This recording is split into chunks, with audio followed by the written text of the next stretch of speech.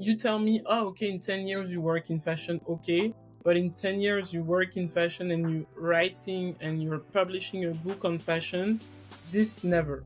Like, I would have been like, no, man, no way, impossible. So I think you never know what life can bring you and who you can meet and all this direction. So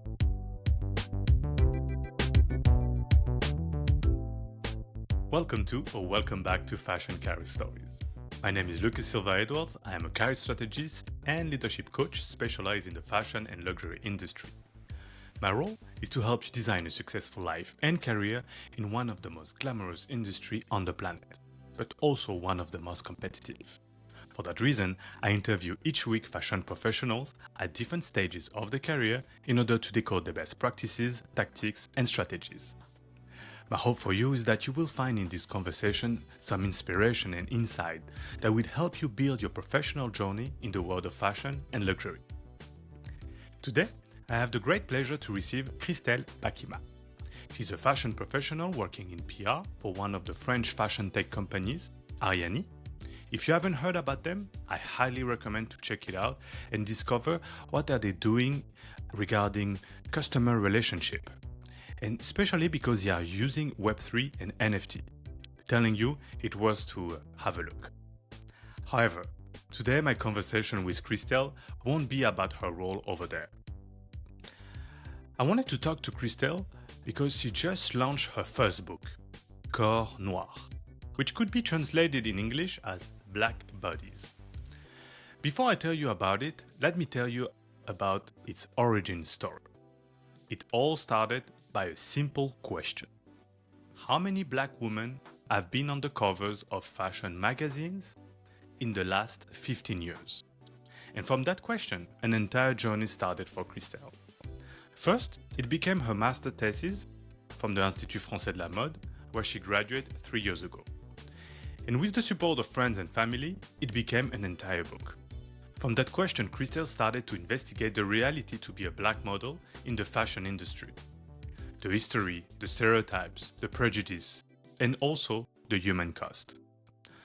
Through this book, Christelle shines a light on what we could call the dark side of the industry.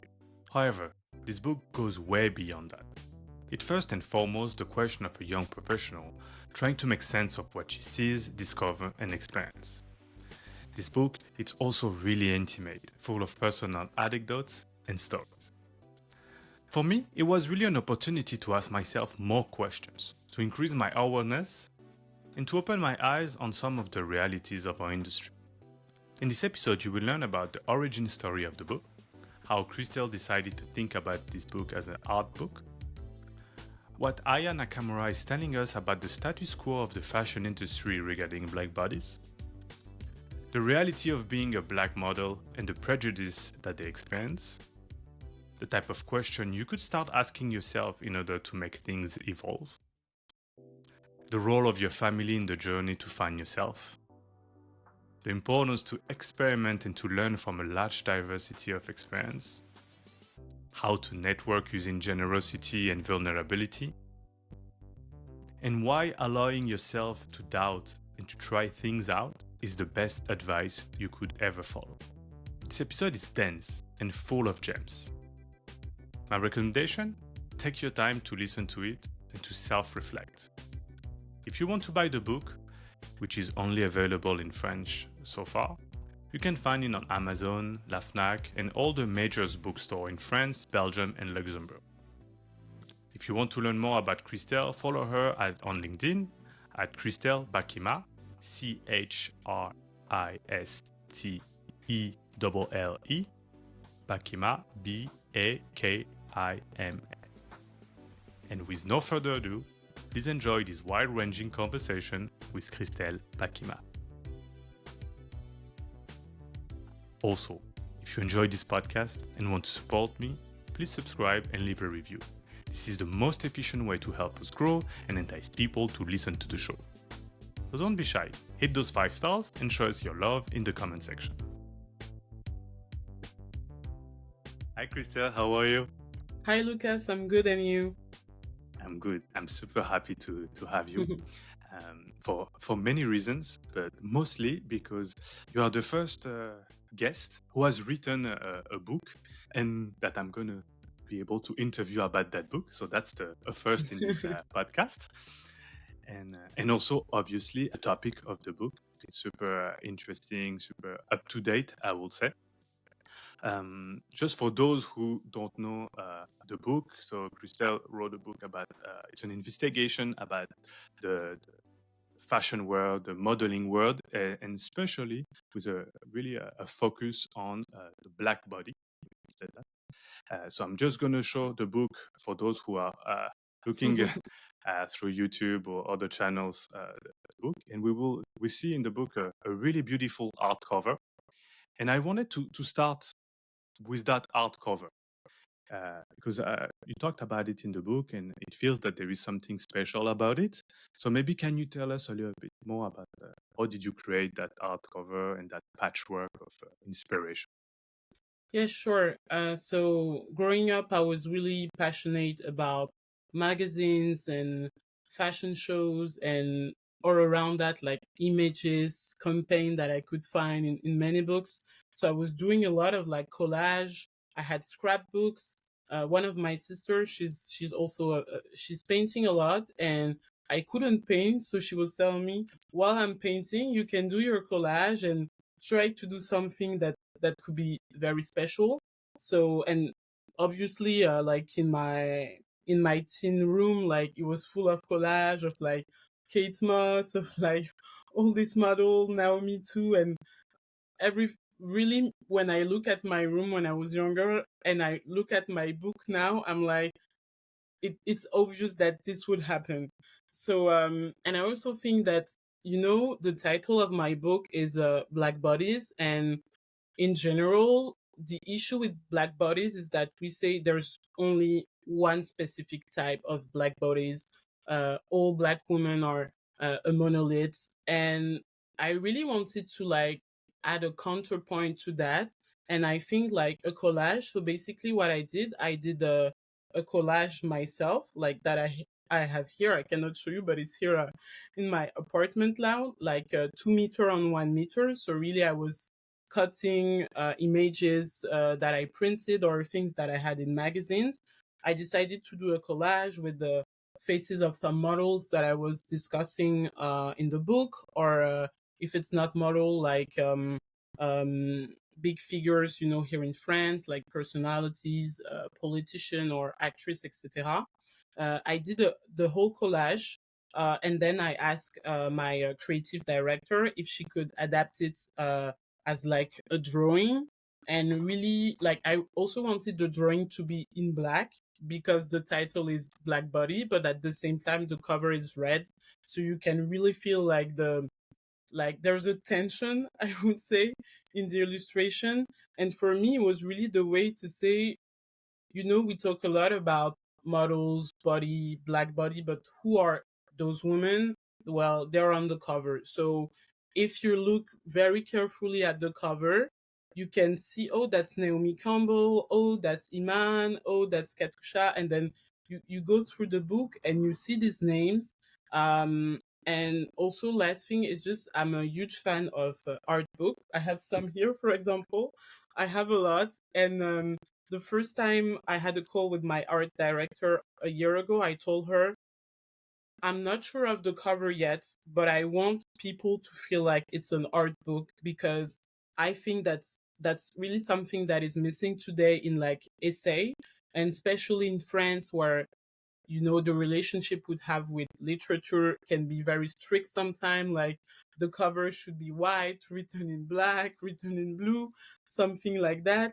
And I knew my topic was also like a burning topic, and I really wanted people to come to the book like feeling really like attracted to it, look at it and be like, oh, that's funny. I would have never thought about like reading a book about fashion or models or a black woman in France, but I like the cover, so I like to go there. And of course, I've been really inspired by a lot of like artists or people who do collage, and that I think that all collage can be so different because you put so much of yourself that looking at someone's collage, even with the same image, can be really different.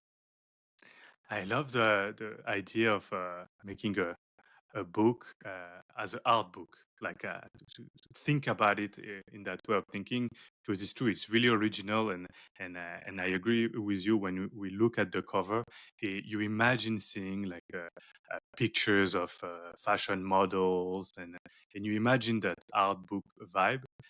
Even inside the way you structure the text, Hmm. also it's really unique, and I'm not going to spoil it for people who are going to buy it.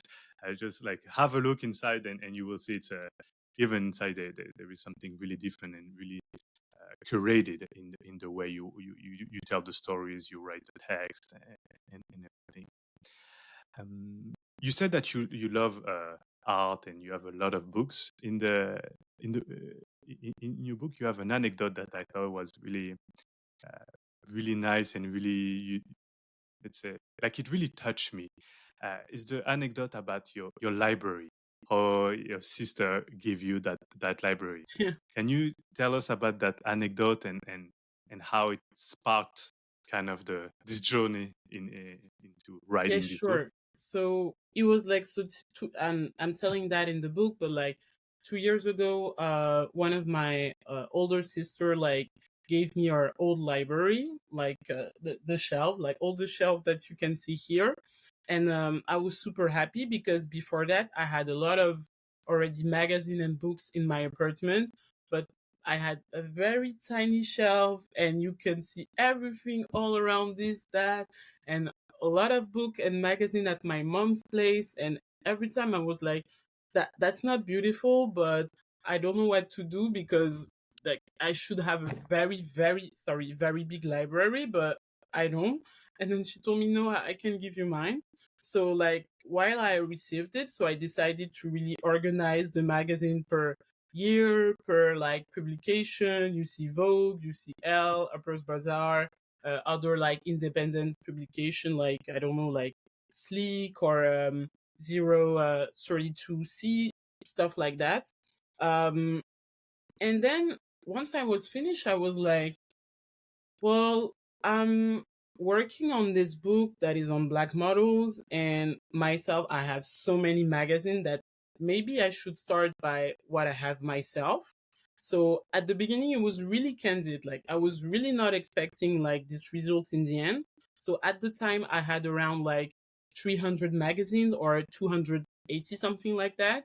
So I just decided to count how many black women, or like yeah, how many black women I had on the cover of the magazine, knowing that all the fashion magazine that I had at the time were during year 2028, 2008 to 2021, so like almost like more than a decade. So started I was like 13 years old and then 25. And actually, I was really shocked because I wasn't expected. I had so few black women on the cover, but in the end, I arrived at the number. It was 11, and I was like, "Wait, so this is all the cover you can see with um, white women or Asian women, but also Asian women was not that much. Like it must have been, I don't know, like five. Same for North African women, for example. But really, like white women were most of the cover. And when I saw the 11 cover, I was shocked first because I was like, I've never I've never realized that this was my collection, because I was so fascinated and passionate about fashion that it's not to say no matter the color, but I was just really amazed by the shootings, what was happening inside. And of course, as I was growing up, I could also see I don't get why I'm not in the cover, or people that look like me are on the cover, or topic that are covered when you're looking at, I don't know, like the hair and makeup page. And I was always going after because there was nothing for me, basically. But when I saw this number, I looked a bit at it and I was like, okay, who are the 11 women? then it was only exceptional women. If you're a politician, if you're Michelle Obama, if you're Beyonce, if you're Rihanna, so few French black women. And when I was writing the first chapter of the book, so a year ago, I really wanted to start by this anecdote because I think that sometimes looking at the media, you see article like there's so few black women on the cover, or oh, she's the new black woman on the cover, but people don't realize what it means for someone that is really passionate to realize that I have a passion that is not looking at who I am, and I don't know what to do, and I don't know what to tell them. And during the book, after I'm going through a lot of statistic and things like that. And in the end, I found a statistic that was exactly the same that I had. So like 11 cover on more than 200, 300 makes 3%. And in the end, it was the figures. So I was like, okay, what I have is nothing special. It's just what it is today. And of course, now it's changing.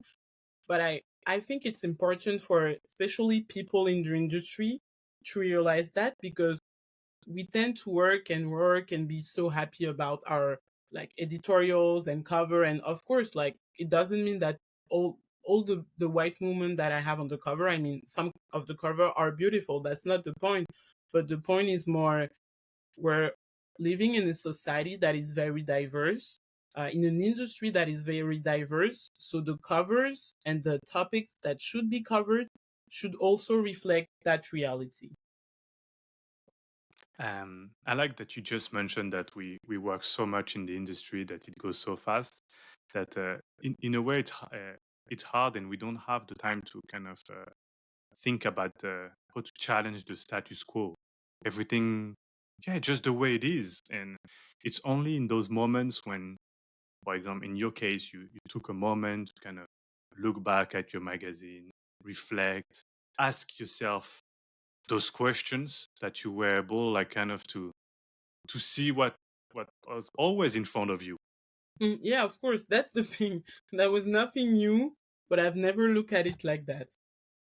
It's true. That's why it's so important to, especially for uh, people like us who are passionate in about an industry, to have those moments to look like zoom out Hmm. and say, what's happening? What do we see? What kind of question do we should we ask ourselves? Maybe what can we do as well? And we're probably going to go back to that. Um, I wanted to stay a little bit more on the cover topic, and can you talk to us and tell us more about Aya Nakamura?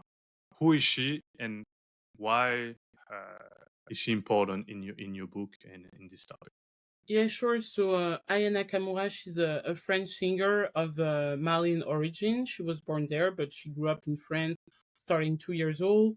And today, she's the most listened French artist worldwide, like whether it's in the US, in France, in Russia, in Africa, everywhere. And, like, first of all, I'm a huge fan of her music, but that's very interesting because prior to like liking her music, so I the first time I listened to her was 6 years ago. I was on Deezer. It was like the mode like aléatoire, like on not on purpose. And one of her songs started. I didn't know her, but I was just like, oh, that's cool. And at the time I was living in Berlin with a lot of like I was surrounded by a lot of German people, and I was not speaking French that much. So music for me was also a way to be like, okay, I'm in France. I was not missing France, but you always have this feeling of feeling home sometime with music. And the thing is that when I came back to France and I was telling some of my friends or people that I was, oh, do you know this new artist? They were like, she's new, but not that new, she's been famous, but also some people are in real life or on Twitter were like, I don't get why you like her music. She's not that cool. She like her aesthetic is not pleasant. And for me, I was really like, I was like, I'm talking about music. At the beginning, it was not even about the aesthetic, because there are some musicians that I don't like the music that much, but I really like their artistic direction, aesthetics, or around that. But for Aya Nakamura, it was really music, music. And the thing with her is like, as I came to like listen more and more to her music, it was also where she was more and more popular in France. But the more popular she was, the more hated she was also, like, on social media, online, people criticizing, like, oh, she looks like a man, oh, she's not feminine enough, oh, she comes from the ghetto, oh, she. And at the same time, I saw a lot of like other artists, and I'm discussing that in the book, whether other black artists but coming from different background, I would say background that is more relatable, from people from the fashion world, or other just white French artists. And I could feel that she was still the one that was most listened to and had a huge crowd of fan, but she was not getting contract with fashion brands, beauty brands, or not even invited. And like, I'm working in fashion, I'm working in PR, and I know that as soon as a musician gets visibility and is very popular, PR agencies or brands go look after them and be like, okay, we're going to test with her something, maybe just invite her to a show or send her some gift. And with her, I was looking at her Instagram and I was like, she's still wearing basic brands, which that's not an issue. Like, if she wants to wear basic brands, that okay. But I was like, why do brand not care about her? And of course, that was at the same time that I was starting, like, thinking of this and writing my book. And in the end, I was like, that's funny, because I think she's at the intersection of so many things. It's not just because she's a black woman, because I'm also discussing, for example, Lucendo Yakuza in the book, which is also like very, very loved by fashion, but she's also simple size. So it's very different when you're doing like a size 0, 2, or 4 than when you're like have the shape of Aya Nakamura. It's also very different when you come from, even if Lucendo Yakuza, of course, has been through difficult things in life. Both of her parents are doctors, so they come from uh, uh, like a more, I would say, privileged background that the one from Aya Nakamura. And also Aya Nakamura, she's French. She's coming from the suburbs like Saint Saint Denis, and like a department, that an area that doesn't have a good reputation in the media in France. And it was all of these things around, like, mixed, the type of music she's doing, not being sample size, not saying, oh, my favorite designer is this one. And when she did the cover of Vogue France, for me, it was such mixed feeling, because I was like, as a fan, I'm so happy. Really, as a fan, I'm so happy. And also for her, and also the reaction on social media, I was really like. And even speaking about that, like, it is very special for me, because I remember seeing a lot of girls on social media having the cover, a lot of young, like, young black women French, and I was like, at their age, I would never had something like that. Like, really, I was 12 years old, and the best I could have was, whoa, I'm fan of Rihanna, she's on the cover. But that's very different. I really love Rihanna, but that's very different. So I was really, really happy for all these young women. But at the same time, I was like, that's interesting, because I also think the state of fashion publishing today is difficult. Well, when you need to relaunch yourself, who are you choosing to do it? Someone you've been looking down on for years, and now that you need her, you go. So, and I also think that this type of mechanism needs to be tackled in the industry, because I would have loved the industry to be like 2 4 years ago, okay, we're gonna bet on her. Maybe she's not going to be amazing, but let's bet on her as we bet on other musicians that are not her, that are not black. And now she's like brand ambassador for Lancôme, and She did before like something with Mac, she did other cover, but still looking at the creative direction and styling sometime, when I'm really looking at the professional aspect, I'm like, that's still curious because she's still not that um, regarded by our industry, really speaking to France. And I think that we all know that France is like like an amazing country for fashion. Fashion is an amazing power, like soft power for France and music too. And with her, I'm like, it could give so amazing stuff, still being like, this is also what it can mean to be French. Of course, you can have different type of origin and and and and all these cultural elements, but I also think that's why her music works that much all around the world, is because she's embodying something that France is today, while not being specifically, oh, I love Charles Aznavour or stuff like that, but still being someone that really like old music sometimes. And I just think that fashion should have a look on that, and even people who just doesn't like her music, and I'm totally okay if people don't like the music, because there's a lot of musicians I don't like the music, that's life. But just looking at her as also like that's a marketing asset. Of course she's a person, but that's what we do in the industry. We look at people and we're like, okay, in terms of branding, she could fit with us. And I think there should be this element when you're looking at someone like her or a personality and be like, okay, let's see. Everything you have said could be really interesting to go into a topic that you talk about in the book that I thought was really, in my opinion, kind of at the heart of the topic, which is the right kind of black, the right kind of black body. Can you tell us a little bit about that concept and what does it entail in our industry? Yeah, so there's like, and I'm tackling that in the book, but of course, the relationship and the history France has with Africa and Black body regarding like slavery and colonization and post-colonization now. Of course, we tend to say here in France that in France is very different than the US, and I agree, but being different doesn't mean there's no issues in our country too. And I was it was really interesting because when I was working on this topic, I was myself like, oh, okay, but someone like Naomi has been in the industry for years, and someone like other model have been there for years, even if there's not so many like black women, black models who've been succeeding as other models.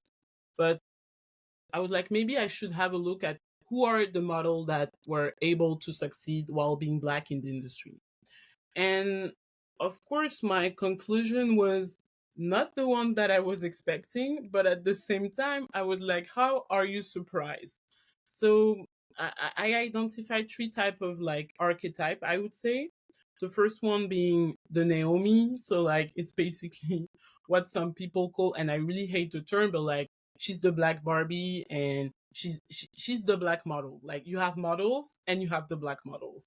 So basically, she's very tall, she's very sporty.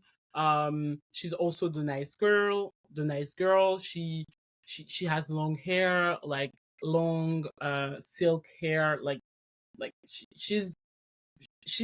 I really hate the term, but she's a perfect white woman, but being black.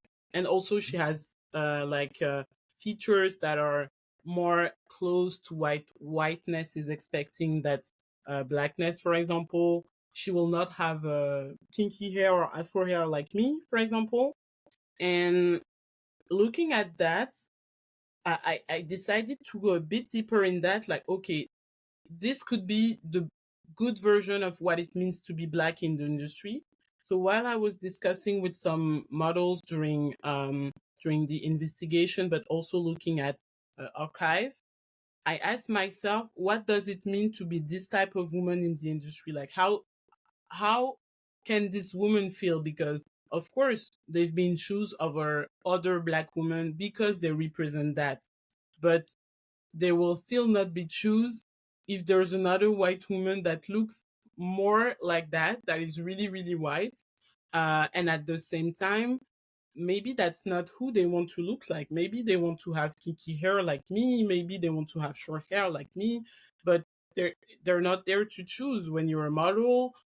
If you start very young, we create an aesthetic around you. So you're 15, 16, and when when you're growing up, you're testing. Okay, I'm testing my style. But when you're a model, you're not testing your style. That style is being tested for you, no matter you like it or not.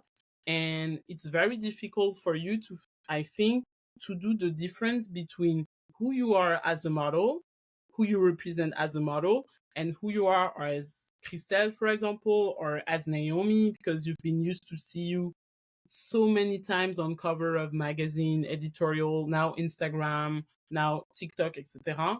That yourself is really behind all of this, and I think that's a point also that the industry should be very aware, because it's not because you're choosing a black woman to be on the cover that I will be like, oh, okay, that's perfect. Because if every time the models look the same and I feel like this is all Naomi, or this is all like Adut Akesh or Alekwek, so like more models that have that are also very tall but also very black, short hair or bald, and have like a face of, I would say, a very young a, a very young person. Like, even if these women are like sometimes 20, if you just look at the face, you can be like, is she 12, is she Hmm. 15? Like, you have Yeah. this mixed of thing. And I really think that's something very difficult to tackle, because for example, me, I'm tall. Like, I'm a tall person, but and I loved fashion for years, but growing up, I never told myself I would be a model, because I was like, I don't look like people like Naomi. Like, I don't look like that.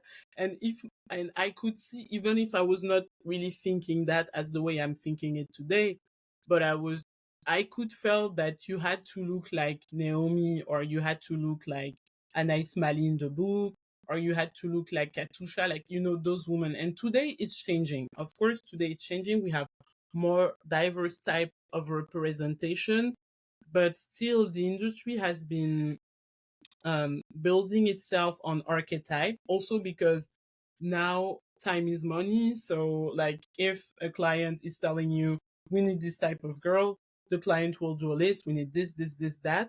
Whereas before, in the 70s or in the 80s, designer were picking the models. Oh, I met this girl in a party, she's cool, she's nice, I'm going to take her. I could feel the vibe. Was a lot of that with the Saint Laurent and with the Asdin Alaya and everyone.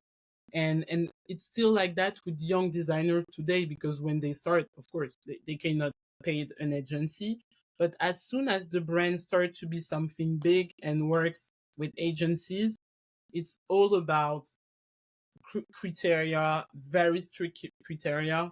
And I was really surprised when, in the book, Anais, which has quite of the same aesthetic as Naomi, was telling me, sometimes it's very difficult, because I'm friends with other black models, and I know that in some jobs we're going, I'll be the only one to be picked.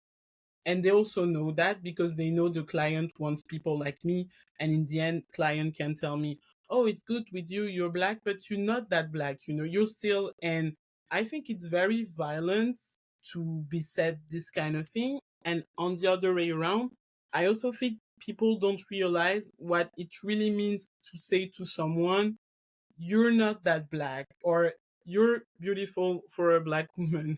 And it goes with the history of black bodies and black women bodies in France, and in like today in the world. But we're still, even if you're the most beautiful version of what a black woman can be, you're still not as beautiful as a white woman can be. So it's still, you cannot have the best of the both worlds. Quick announcement before we jump back into our conversation. Working in our industry, it's such a thrilling experience. We have a worldwide cultural impact. We help bring to life amazing products and customers' experiences. And there is always something new to discover and no time to get bored. However, sometimes such intensity doesn't make it easy to take a step back, and we lose sight of what really matters to us. Sometimes, in the heat of action, we forget to reflect on our journey so far and to think about where we are heading with our life and career. That's what coaching is for. It offers you a dedicated moment to think and strategize about the type of career you want to build, the kind of professional you want to be, and the type of change you want to implement. To work in an industry is to thrive for excellence, and that starts by you being able to perform at your best. So if lately you have been feeling overwhelmed and unable to think clearly, lacking motivation and seeing your performance decrease, or simply that you are at a crossroad in your career and want to get to the next level in terms of management and responsibilities, please reach out and let's talk about how we can work together. As a certified coach, I will help you ask yourself more powerful questions to get better insights, design effective strategies to reach your goals and dreams, and get clarity on your next step and priorities. Contact me on LinkedIn at Lucas Silva Edwards, and let's talk during a 30-minute complimentary meeting. And now, let's dive back into our conversation. Yeah, what you say in the book, there is a lot of verbatims and quotes from like sentence, like you just said, beautiful enough, or you are beautiful for a black woman model, and it's true that all along the book, though, even for myself who work in the industry, I was really shocked to say, how can you think or say something like that? It's especially today, it's Mm-hmm. it feel like antiquated. It just that's why the fact that you put all of that in your book as an investigation really like open the eyes in the way like I said the dark side of our industry, especially when you see so many quotes like that in the different chapters. And in my for me, one of the chapters that like really touched me the most, because it was, they said, the most foreign for me, uh, it's going back to the idea of identity of those young women, those young models that, as you said, like they're trying their style, but the style is tried on them. The fact that they don't even know themselves before like somebody else puts an identity on them. And I think the chapter of the queer identity in the model industry was the most like maybe powerful for me. Can you tell us a little bit about that? Because it's a topic that, in my opinion, has not been so talked about before in this way. Yeah, sure. So, as I was telling on the book, basically, just what happened is like when I was writing the book, I fell in love with a girl, and was the first time, and I was asking. I always thought that things that you go through life have an impact on who you are. And while I was passionate about fashion and growing up looking at fashion, I never thought myself as a queer person before, or if I would love the woman, etc. And when I started to ask myself, what would have it been if I grew up as a queer young person? Would I have gone in fashion? First of all, just as fashion, not just model, but would I have gone there?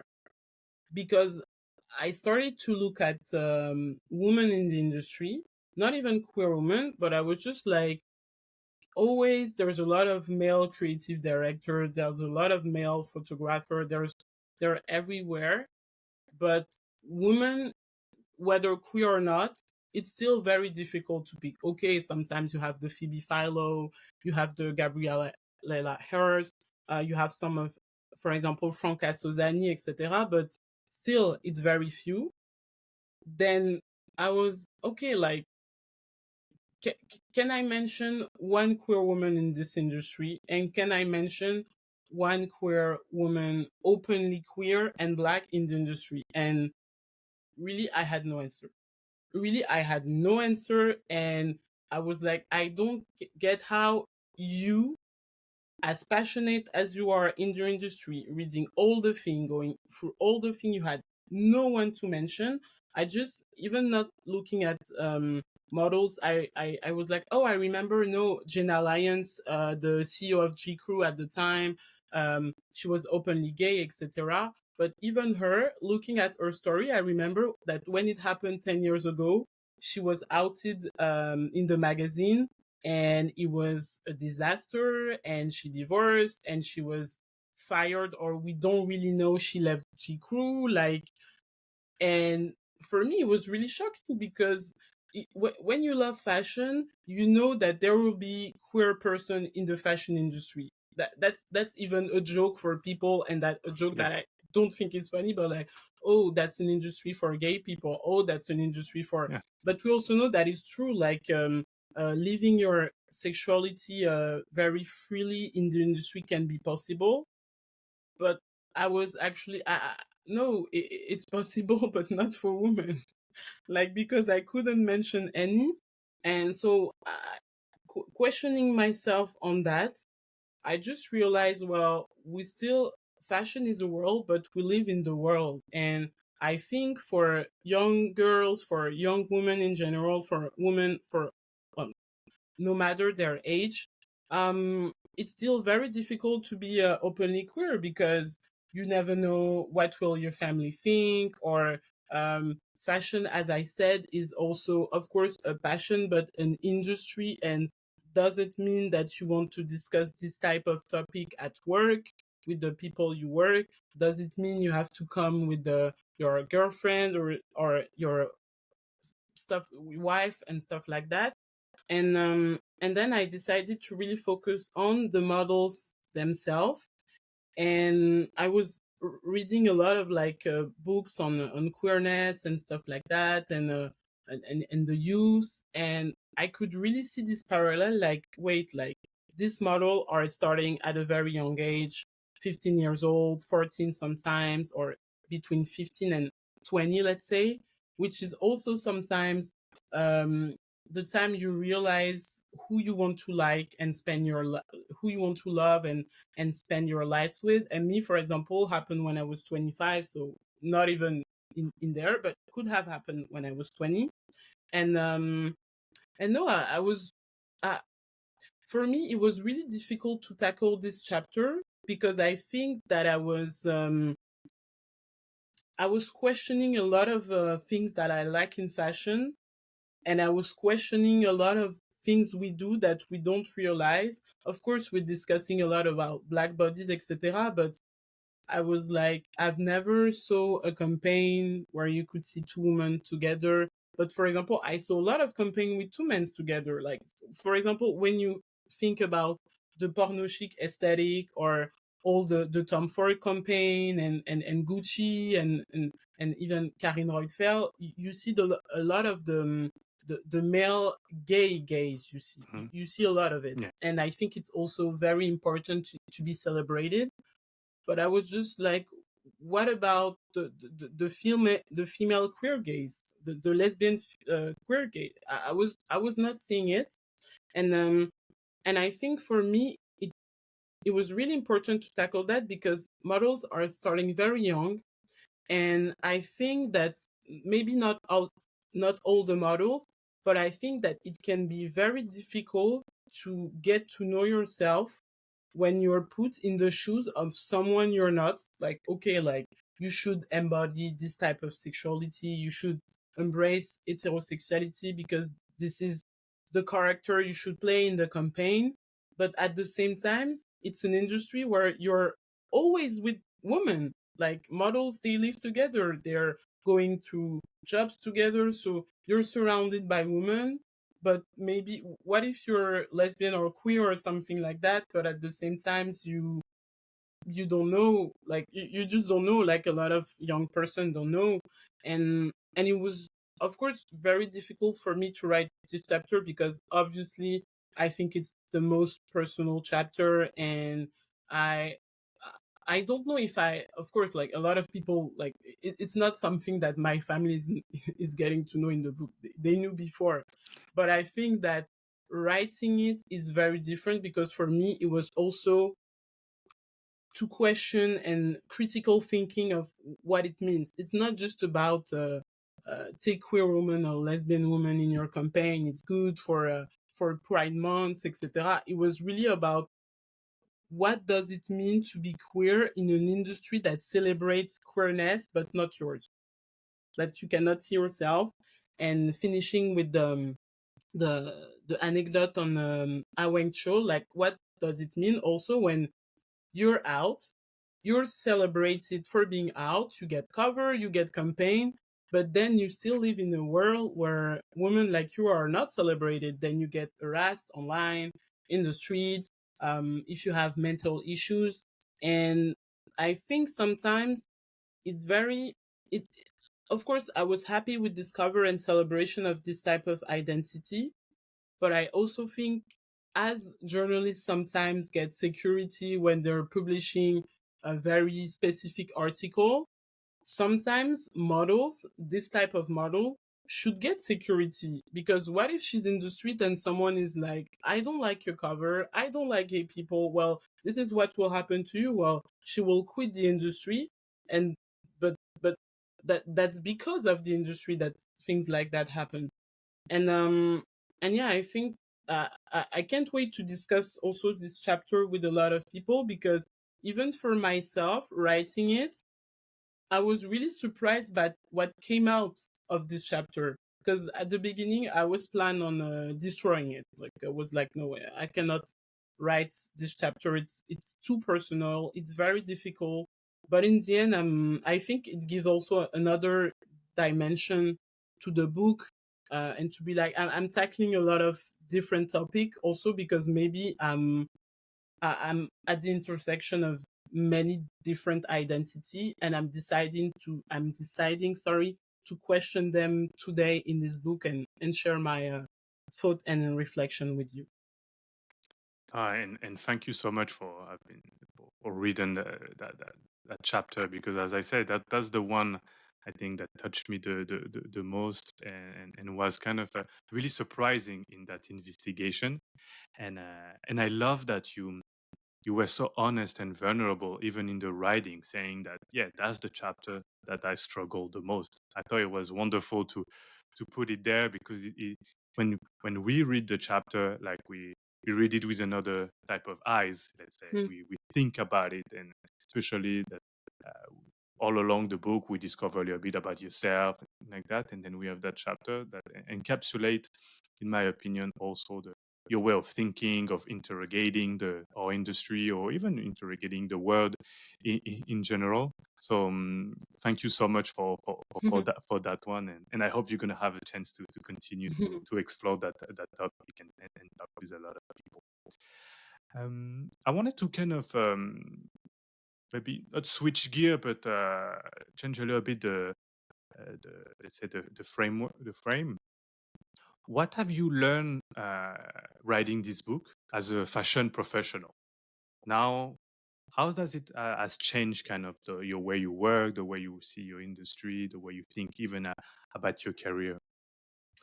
um the first thing that changed, I think, is I learned to question silence, I think, because in our industry there's a lot of moments where, you're in meetings and someone is saying something, or we look at a campaign, or we look at a magazine, and there's silence sometimes. Like, because, okay, should this be validated? Should this be deleted? We see, like, lately we've seen a lot of like scandal, for example, with Balenciaga or stuff like that, with campaign that were destroyed validated at some point and then destroyed when it came out on social media. And discussing especially with the models and going through the archive, I realized that a lot of time this silence means way more than what we think. Like, because the dynamics within the teams, of course it depends if there's a lot of men, women, if there's a lot of different ethnicities, a lot of orientation also. It's not about, it's not to say every campaign that I'm doing will have this type of person, but also challenge from different direction. And sometimes I think that a lot of, we're very lucky because in fashion we work for something we dreamt of, like there. And I think this is really something we should realize, because there's a lot of people who work day to day, and of course it doesn't mean that every day what I'm doing I love what I do. Sometimes I'm like, I would have loved to be on holidays, but sometimes I'm just like, when you were 12 years old, you were dreaming of living in your own flat in Paris and work in fashion and etc. And this is what I do today. And I think that when we have meetings, decision to make, we should also keep the guts, be like, I used to dream to be here, but I dream to do something. I was not just dreaming of being there in the room and just say, yeah, I work in fashion, that's beautiful. I was dreaming of having an impact on the decision, because sometime I was looking at the magazine or covers or a fashion show and I was like, oh, I would have loved the music to be this one, to be this one, or I would have loved people to have this relationship with the brand. And today, in the different project that I do, whether it's via the book or during my work as a communication manager, or I also do like post fashion event, etc.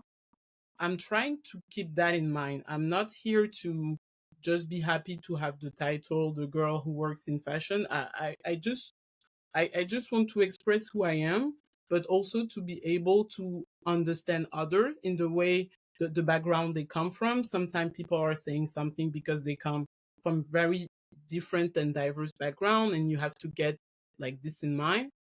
And the second thing that I learned the most, where I learned a lot from the models, because I think before I was like, of course, being a model is not easy. You have to do this, you do that, but I didn't realize how much vulnerability it was costing for them.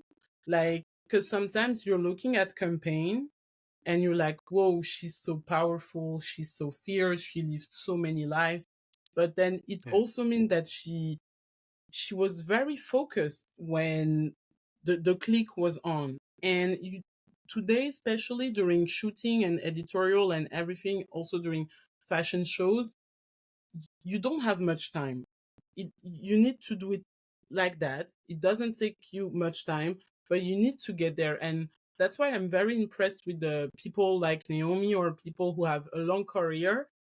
I think it's very difficult for the body to be that focused so many years on so many different yeah, like moments. And I think sometimes we're praising a lot, yeah, the designer, oh, the best designer of the world, and he's a genius, he's a genius.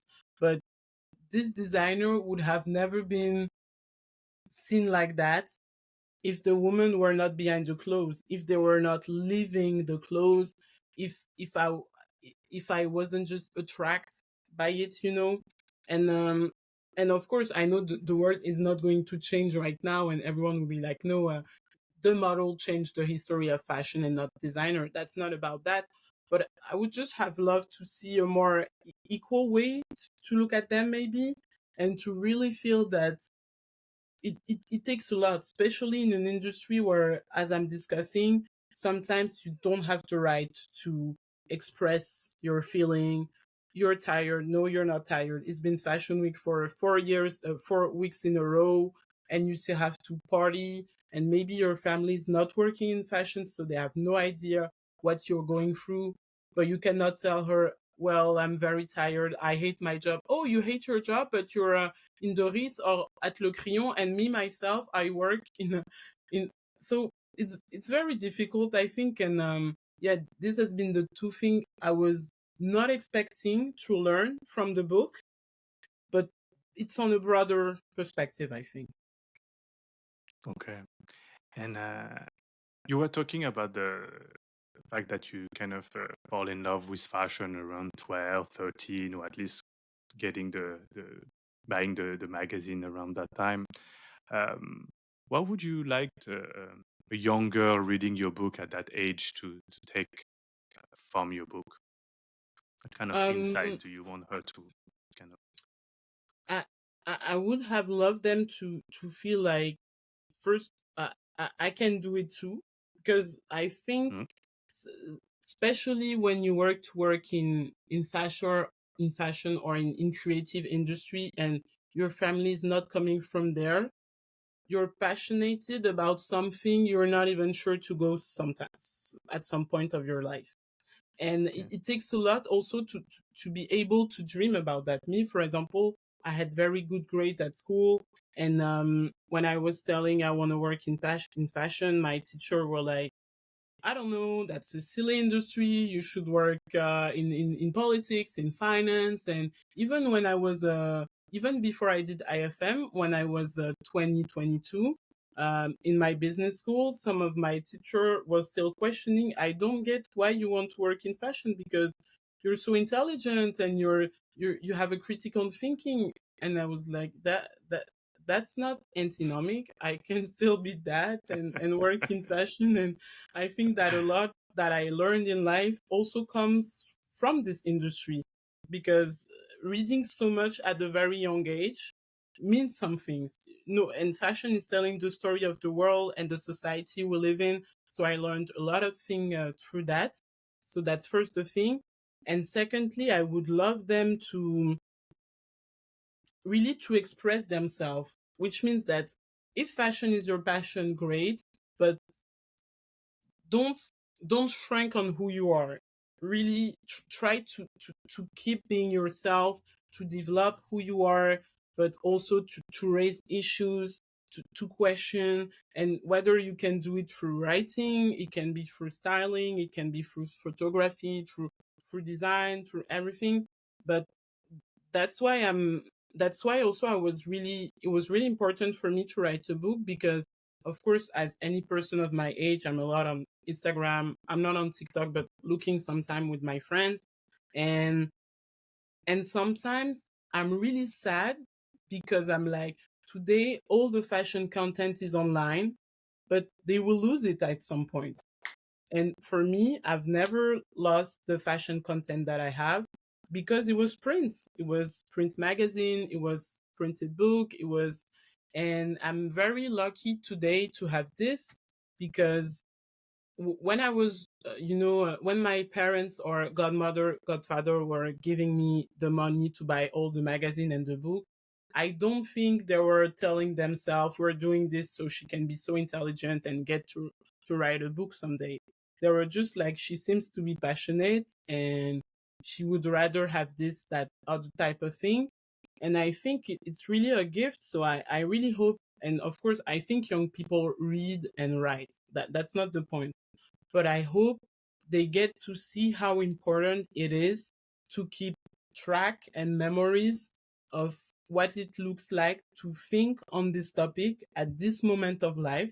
Because I'm sure in 2 years, in 10 years, it will be very different. Even me, like before this book was end of study, like work.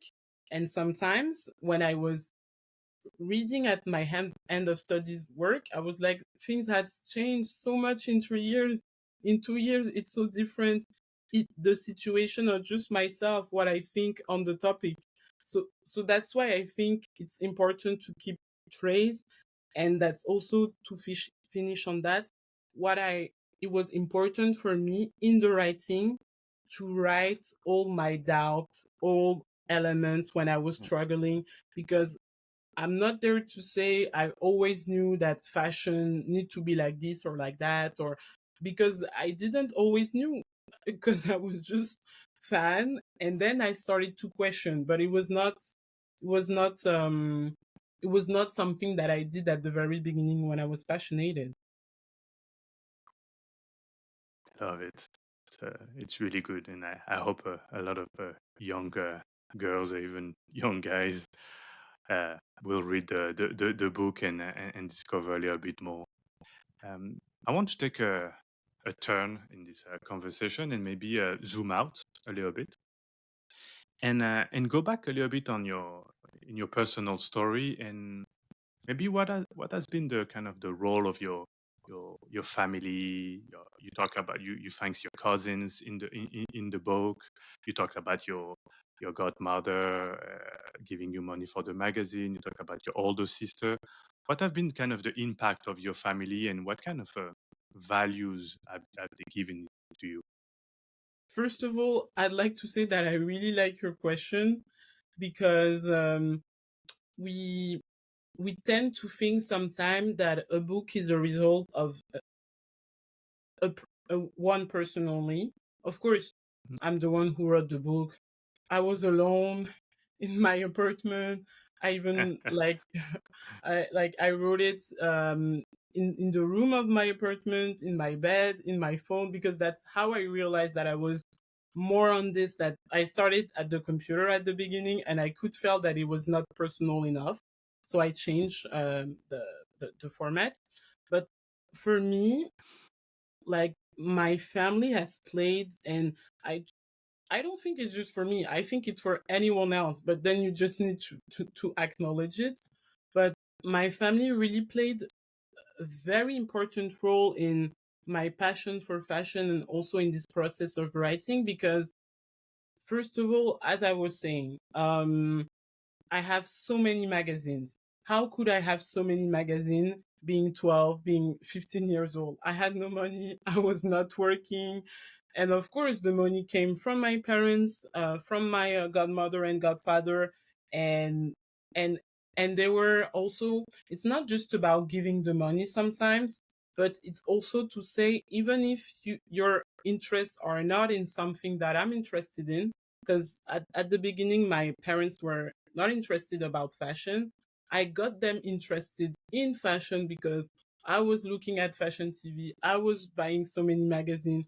I was telling them, "Oh, do you know this model? Do you know this designer?" And they were saying, "No, we don't. Who is this person?" etc. So I was this type of kid. And for my godmother and godfather, the same, because we have a very very close relationship. It's as if they were my parents too, because for example, I learned to bike with my godfather and godmother, Yeah. to I don't know, to swim, to so many things. I was going on holidays with them, and they were the one who were really into fashion, I would say. And it's not really that they were into fashion, but um through life they got to a higher social position, social and economic position. So for example, my godfather, he was because he passed away a year ago, but he was he was collecting like watches. So when I was really young, I got to know the difference between, I don't know, Rolex and Audemars Piguet and stuff like that. And he had also, I have a lot of fashion books, but I'm going at the house from time to time, especially since he passed away. We're looking at, the books, things he had, and it was really emotional for me, because I was like, he has he had so many watches books, just like me. Like, and you could see it was ordered by years, and you could see that I don't know, l'officiel des montres was very different from Rolex, etc. And he had a specific room when he was looking at it, very very tiny on that. And for example, me, like, I liked watch because like they were offering me some, and but it was not my passion. But I could see that he, like, I have a passion that I was living the same way he was living his. And I think it's super important to be supported by your family like that, because especially in fashion, sometimes families, friends can be very reluctant to be like, fashion, it's not serious. It's You should do something more like being a lawyer, being I don't know, like economist, or why do you want to go there? Maybe it's a very precarious industry also. If you're not a model, what are you gonna do?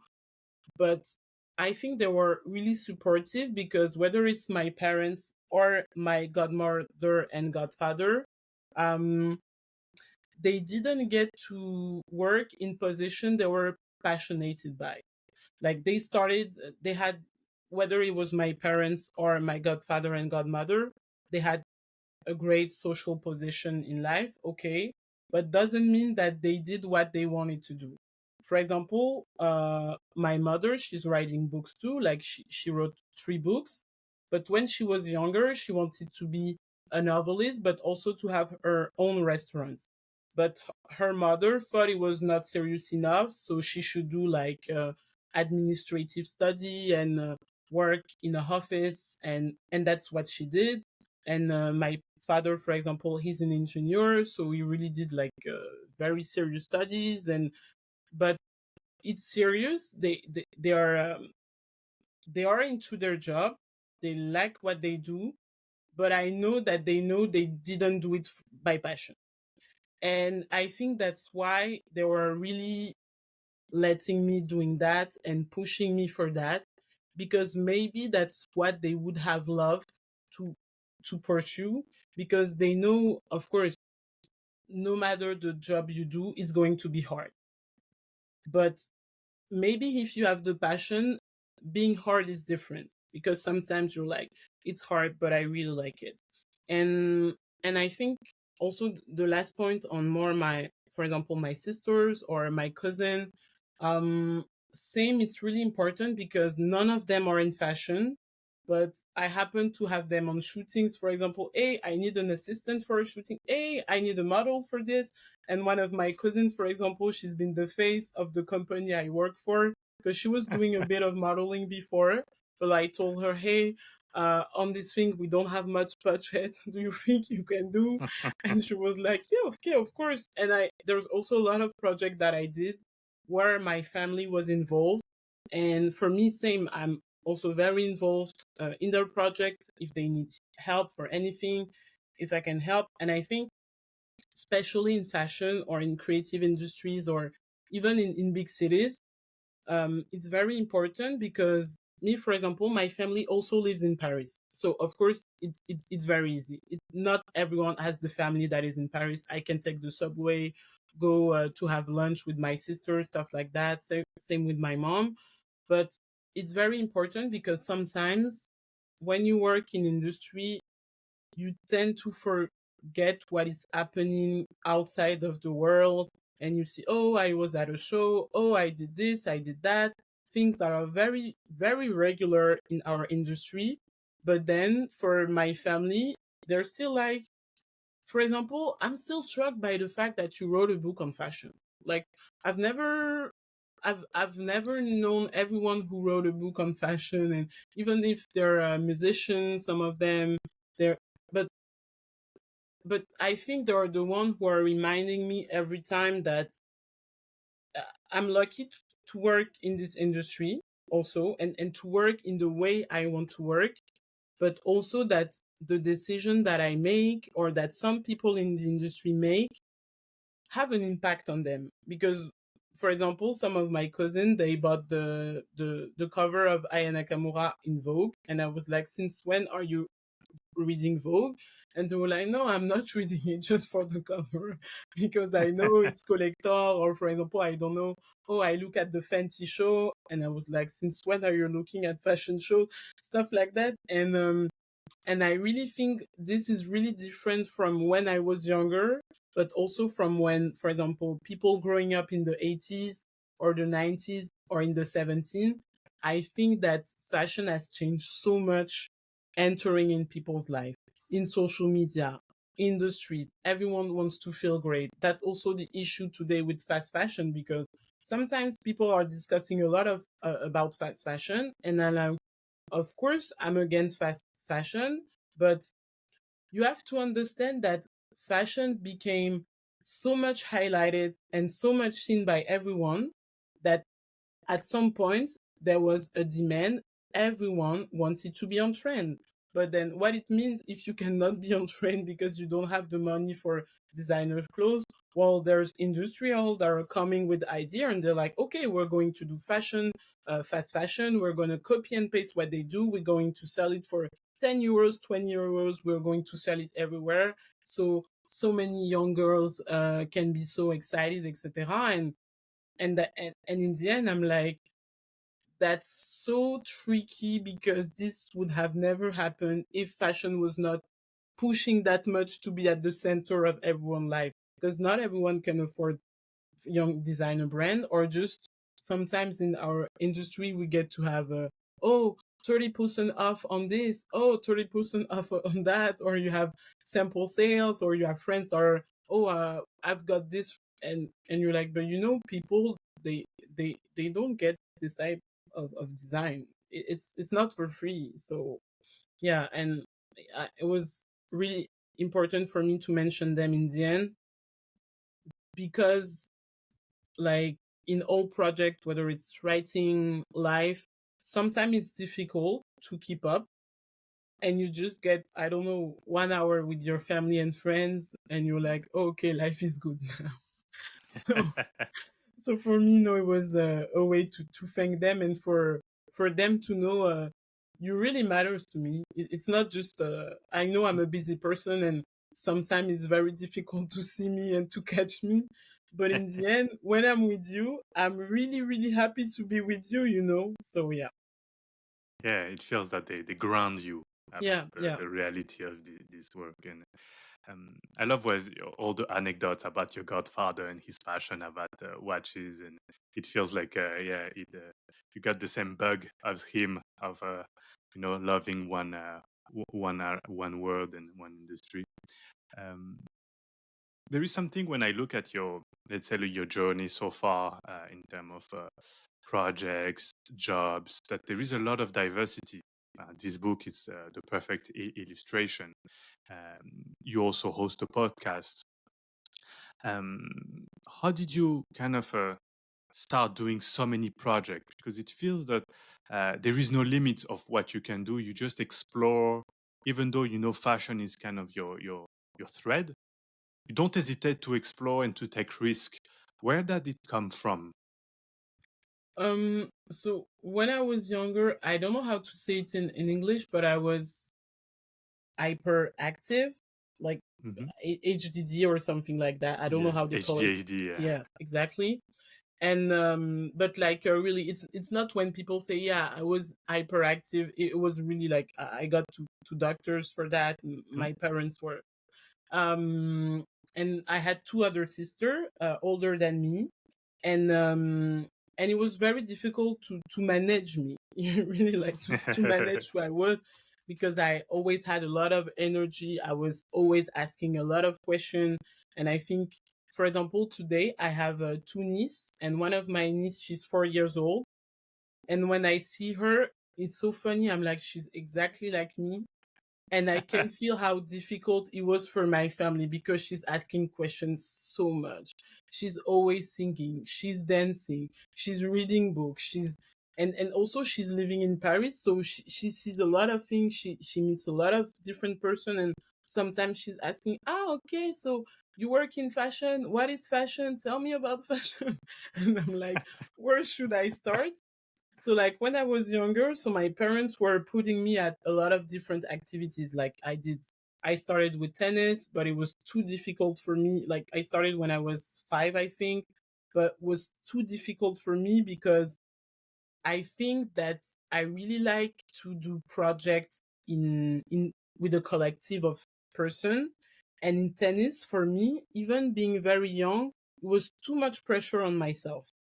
Too Mhm. much pressure. I was, even if you have your trainer, you're not alone, but in the end, even when you're 5 years old, you're playing match against someone, and if you lose, you lose. Like you have, you're alone in the team. Yeah. So I did volleyball after, because one of my sisters, she was playing volleyball. It was more collective. Then they put me in like, how do you say, play classes, like I did action play. Also, I was going a lot with my parents when they were visiting friends, family. Traveled a lot also with my godmother through Europe. So I think my parents and godfather and godmother saw that I had so much energy and so much curiosity in so many different things, that they were trying to that they were trying um like to keep me grounded to so many different things, so many different persons. And the things that I hated the most when I was young was to be bored. When I was bored, I could cry. Really, I was like, I don't get it. There was nothing to do. I was in school. I passed one class also, like in France, and I passed it because I was getting bored in class and I was crying, and it was very dramatic for me to be bored because I think that for me, it was questioning. I don't get how you can be bored. There are so many things in life I want to discover. And today, that's something I'm trying to balance. I'm trying to get bored more often because as now I'm doing so many things. For example, this summer I was in Congo 3 weeks, where both of my parents are from, and I deleted the social application. I put my phone on airplane mode. I removed my friend's SIM card. It was really okay. It's me, my family, myself, sleeping, reading, eating, not doing much. And it happened that sometime I was getting bored. And at the beginning, it was a bit difficult because sometimes when you get bored, you get to things about things that makes you uncomfortable, or things that you're like, oh, of course I solved this issue. No, no, you're still thinking about that. Like, but at the same time, I had ideas for other things, and it was not ideas on the book because when I was in holiday, I was trying not to think about the book because I knew it would be something that would be so much that I was just like, don't think about that. Of course, it's gonna come from time to time, but if you have new idea, better be, for example, oh, I never get my nails done. Well, I'm gonna get my nails done now. Or, oh, I'm never doing this, that. And so that's how I started, I think, because then I was always used to do so many things with so many different person that for me it was more an issue to be different and not to be different, sorry. And that's something that I felt when I was studying very young. When you're in high school in France, you have to choose: are you a scientific person, are you more on literature, are you more on economics? And for me, I was like, I don't know, I like school, I don't know what to do. But still, I was like, no, I don't want to do science, because if I do that, as I'm a great student, I know where I'm going to finish. I'm going to do an engineer school. I don't want to do that. So I did like what we call in France, like ES, so like economy and sociology. And that's how I really learn about sociology. And that I think that is a great influence in my book. A lot of sociologists that I'm reading. But then every year I was going from class to class, I could feel how difficult it was not to be in a box. And of course, in the storytelling today, everyone say, yeah, think outside of the box. Yeah, be different.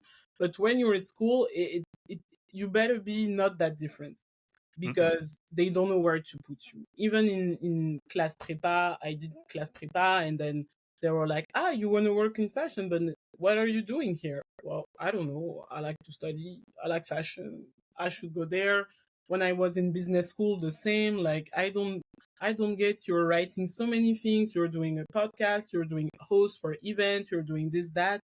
Why are you not in, I don't know, in a creative school?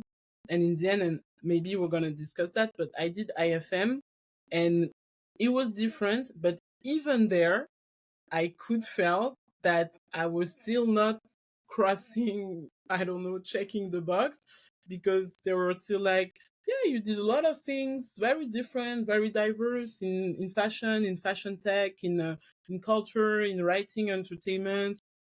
We don't really know what type of company or houses you should go to. And I was like, yeah, because I'm not sure I can go there because I'm not sure if who I am can fit there. And I don't want them to lose time investing on me if that's not where I'm going to stay. And I don't want to lose time if that's not where I want to go. And I think that today, with what I do, with my like full-time job, but also all the other things, it's great for me because I'm still at the intersection of so many things.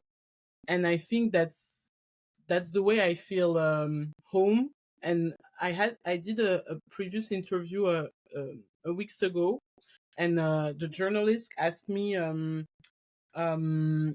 "Do you feel like did you find your position in life in Paris while writing the book?" And I told her, actually, I was able to write the book because I found my position before. Because I was able to say, even if I'm this, that, my place is my home is who I am in so many things. And I'm comfortable enough in this position to question them in the book, because I don't think I would have written this book if I was not, well, like if I was not feeling myself in the city, because I think that I'm tackling so many issues. Maybe I would have been like, oh, maybe there's people I'm working with, they're gonna think I talk about them specifically. But I was, no, it's not about that. I work with them. I like to work with them, but still I'm questioning the way we work, because that's the issue of the book. Yeah.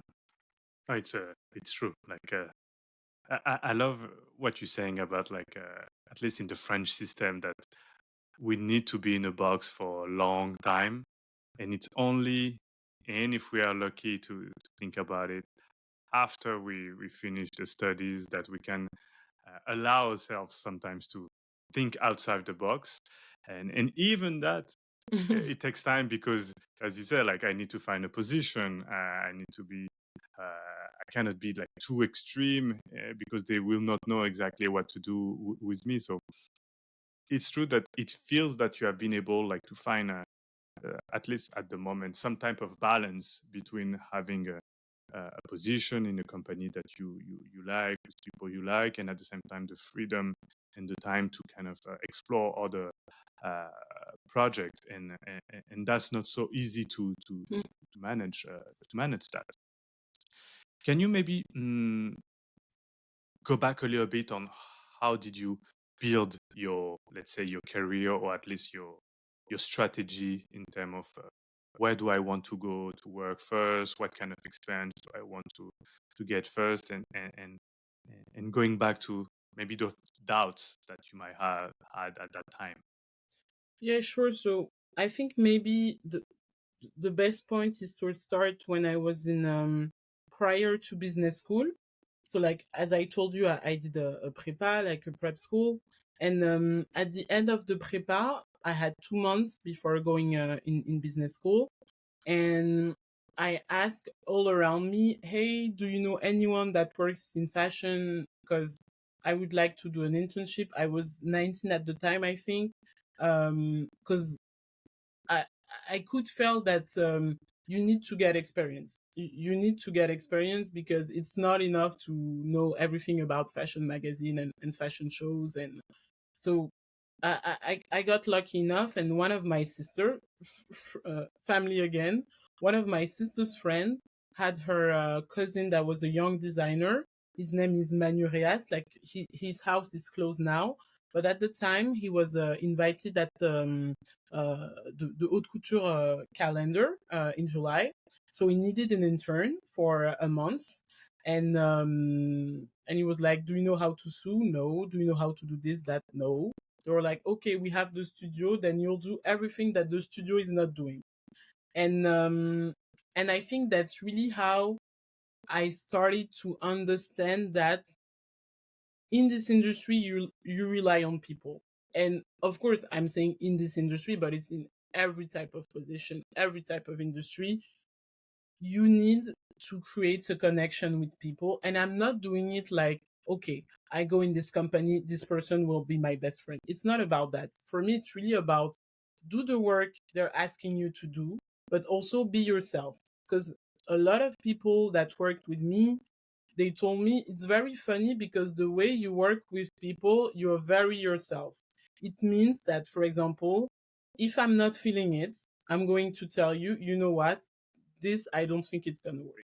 It doesn't mean you should be okay with that, but I'm just telling you. Or if it's, for example, I'm going through difficult thing in my life, this is things that I told my managers. Like I've told them, it's been difficult for me lately. I'm just telling you because I don't want you to think that I'm not good at work because I don't care. It's just that life has been challenging, and I think you need to know because it's going to have an impact.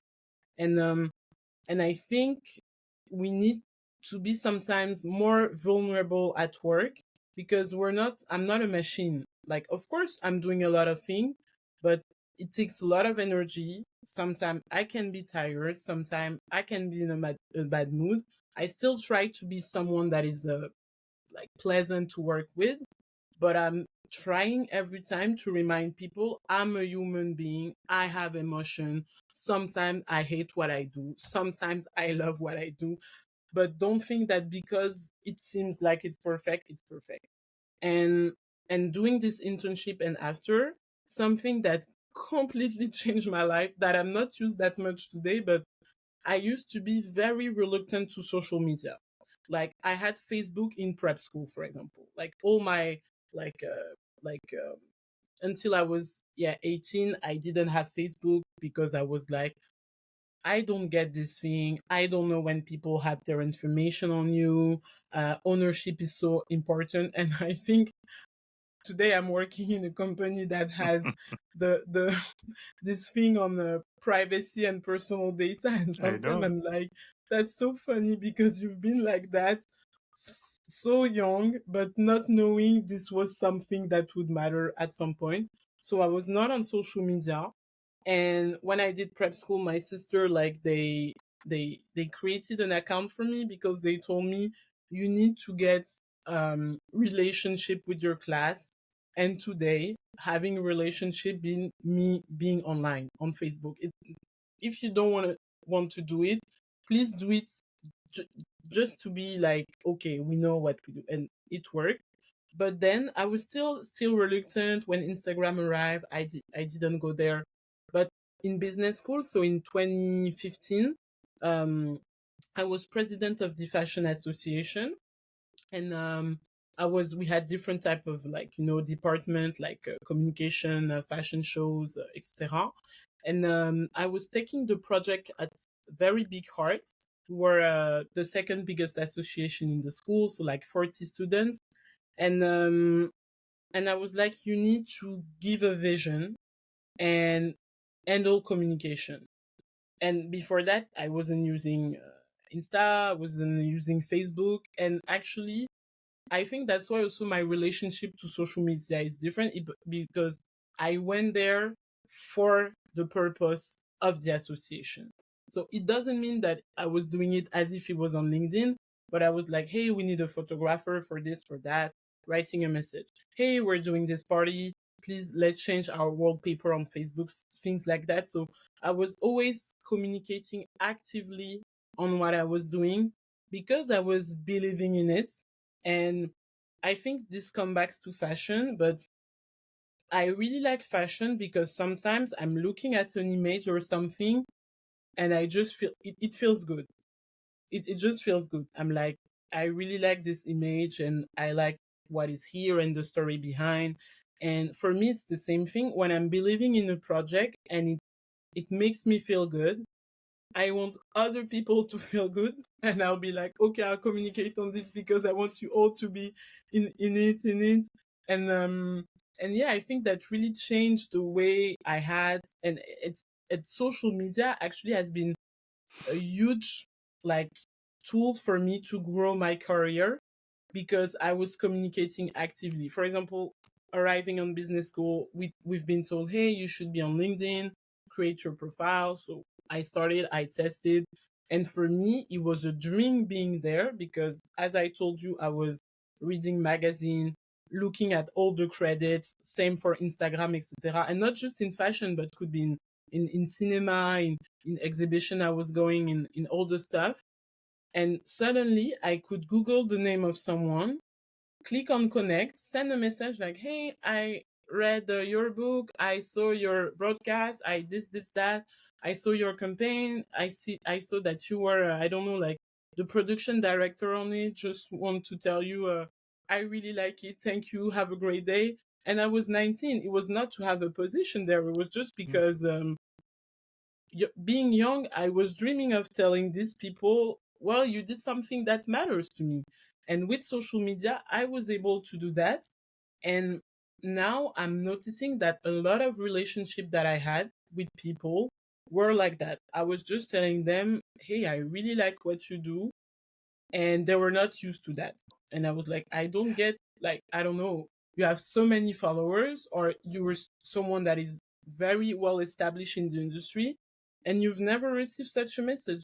Well, no, because sometimes people are just liking, they're sending an emoji, or they're not really sharing how personal it was. Because for me, when I'm sharing, I'm telling, yeah, this was my favorite image when I was 13, and blah blah blah blah blah blah, giving, sharing a bit of myself, but not to be like, hey, this is who I am and work with me, just to put a context. And that's how I built my career, I would say, because I was just very honest with people. And even the position that I have now, for almost 3 years, uh, like the CEO of my company came in the school when I was there. I really liked the presentation he did. Send him a message on LinkedIn like, "Hey, really like what you did during the presentation. Learned a lot. Have a nice day." And 2 years after, when I was looking at the job, I was scrolling in my LinkedIn. Well, which person do I would I like to work for, or which company? And he got to the list. He made the list, and I sent him a message on LinkedIn like, "Hey, we met 2 years ago. I'm not sure you remember me, but I saw your company. I didn't get specifically how much you were and if you're looking for someone, but I think Web3, digital passport, and blockchain could be interesting for me in my career. And I'm doing PR and communication. Please find my resume if you're interested. Well, hit me up." And yeah, like 6 minutes after, he answered and asked, like, suggest me like an interview, and we did another one. And after, I, of course, I realized that he did like he did his investigation. He looked at who was I connected to, who did my recommendation letter, all things like that.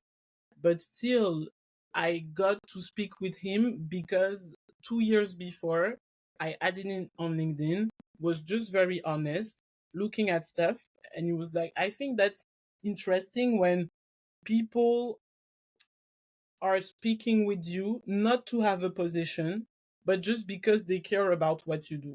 And a lot of people, I speak with them, I don't think we're gonna work together someday, but just I like it. And it's been the same with the graphic designer, creative director of my book. It's been the same. Like a year ago, I was scrolling on Instagram. I saw hers, no picture of her, just her work as creative designer, etc. And I was looking at it and I was like, whoa, that's really nice. And oh, that was something that was done on black models, but I didn't know if it was a real project. So I just DM her like, hey, don't know each other, but and we had no one in common, really no friends in common. I didn't even know if she was French. No, I didn't know. But I was like, hey, really like what you do. I'm very impressed. I don't know where you live, how old you are, gender, etc. But I really like. Have a great day. And she answered like, "Oh wow, thank you. I'm still a student. I'm finishing my school this year, etc."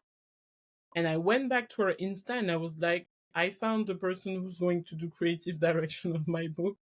So we started discussing, and I think it's a lot about that. Like, if I connect with your work, with your personality, I'm going to tell you, really. And if at some point you need me for work position, I need you for a thing, I'm just going to tell you, hey, by the way, I have this in mind. What do you think?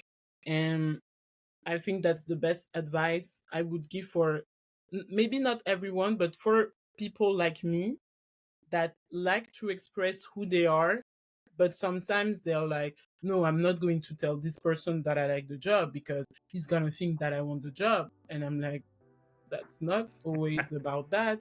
It can just be honest, you know? So yeah.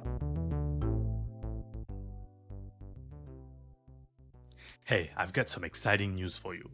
Until the end of the year, I'm offering a whopping 30% off my usual rate for your first 3 coaching sessions.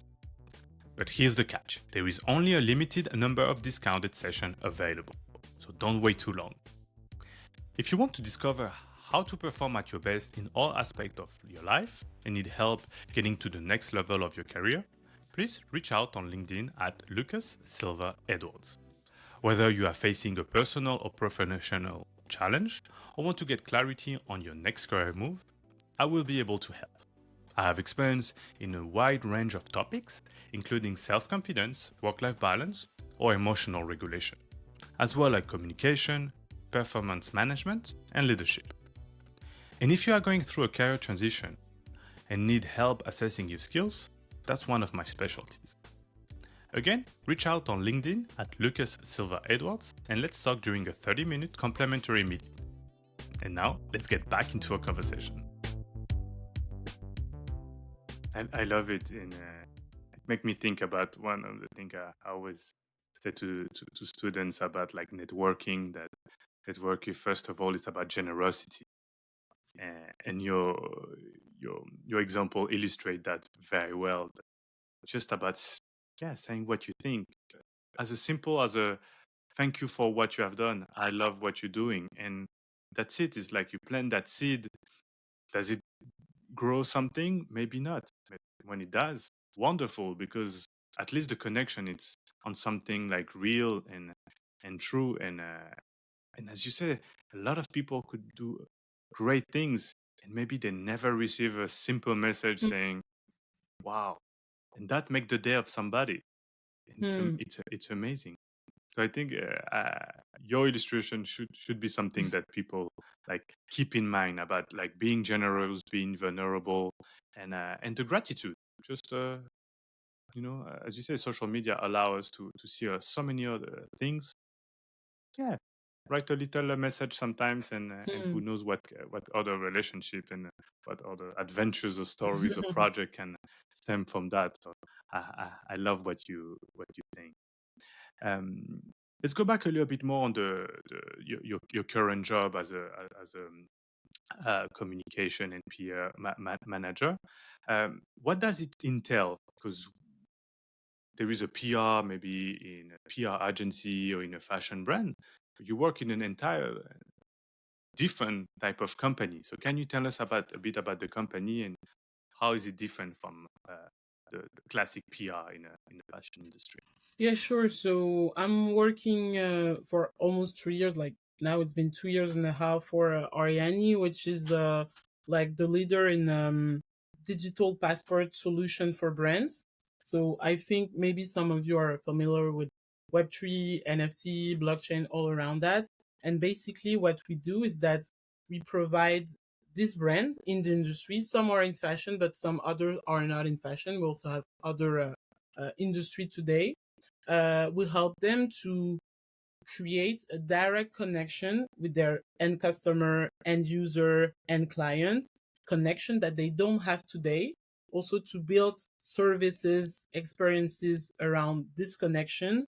And we do it through digital passport, which means that, for example, if you're buying a Breitling watch, then you get to have the digital passport of the watch, and you get it. Basically, you scan a QR code on a card, like on a how do we say that, on like a brand card. Then you get to collect your NFT, and even before collecting your digital passport NFT, you get to read and learn information on the product, traceability, transparency, materials, if you had also labels around it, the story maybe of the product, the watch itself, and then from the product that you get to collect this digital passport, the brand is creating services around it. While get to repair your watch. You don't need to come to the store. Just go in your specific space or wallet, and then from there directly, you can connect with us. Us as a brand, we know what happened to your watch, and we are in direct link with the owner of the product and no more with the buyer, because that's also an issue today with secondhand, or even with, if I'm buying a watch or anything for someone, I'm the buyer, but I'll not be the owner of the thing. And the brand is interesting in being in relationship with the owner in the end. So it's all around that, and also creating a membership club through these assets. And it's true that doing PR in such a company is very different than doing PR for fashion brands. And I'm saying that because I did an internship in a fashion PR agency 4 or 5 years ago for brands like Fendi and Péteret and Piaget, like all these luxury brands. And the thing that is the same, whether you're doing PR for fashion, for B2C, B2B, is that you get to be in contact with journalists. So it means that your role is like, I'm the advocate of the brand image and the brand awareness of my company. And I think that for me at the beginning, it was very challenging because when we started at the company, I was the employee number 10. Now we're 60, but it also means that they didn't do much on communication before. And it was a very hard on tech company, I would say. We already have clients from the luxury industry, but it's not because your clients are from the luxury industry that your brand image speaks to them. For example, with my CMO after, it means that you get to work on the brand image of the company. What are the colors of the company? The logo, do we want to change tiny things? When I arrived, we had no visual, including like, how do we say, models personality. And that's where we decided to work on a specific project with connected hoodies, connected garments. And then I got to do the shooting, to manage the shooting of this project. I worked with friends that are working in fashion, specifically for fashion brands, so you could feel that the aesthetic of the shooting itself was speaking to people in the industry, even the color, the design. And then a lot of people were like, oh, that's funny. I knew they were working with fashion or luxury brand, but now I see that they have the codes, and our industry is is really based on that. Do you get the codes? Do you get the references? Do you get the colors, the designers? Even when we're signing and preparing then communication plan with the brand, okay, for the PR income strategy, well, we're going to speak to, okay, maybe it's business of fashion, but maybe it's gonna be Vogue Business. Which editor? There is tech editor in such publication today. You're not going to pitch it to the beauty editor, for example. Or if you do it to the beauty editor, your pitch in the email has to be very approachable for such personality, which means you're going to put the product at the center and going to add slightly sentences on the tech itself, but you don't have to put too much pressure on that. And I think that when you do communication and PR in fashion tech, in tech, or in such like industries where you are in B2B, you have to have in mind that you always have two or three type of like audiences. You have the tech audiences that you should never forget, because if you don't have them with them, they're going to tell, no, the tech is not good. They're a beautiful company. They're doing beautiful visual, but they do not have a product. And of course, I'm not in charge of the product, but I'm in charge of people to know exactly what our product is about. So very technical stuff. And on this side, for example, I learned a lot because I had an interest in blockchain because I followed one classes in when I was in Erasmus, but still I was not capable to say, okay, Ethereum is different from Solana, from this, from that. And now I'm able to like to have such conversation. Also think that's why I love to work in companies that are at the intersection, because I get to work with tech people. And I did once like a presentation on a Fashion Week for Dummies, and they were like, "Wow, I didn't know we had Paris Fashion Week and Milan and London and Paris and New York. And I was like, that's funny because for me, that's basic stuff. But for them, it was as if I was opening like a Pandora box, just like the same when they're teaching me on different kind of nodes or different kind of blockchain or I don't know coding.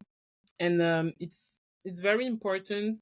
Maybe not for everyone, but for me to work in an environment where people are different and I also think that just come from my personal stories because I've never been in an environment where everyone was the same.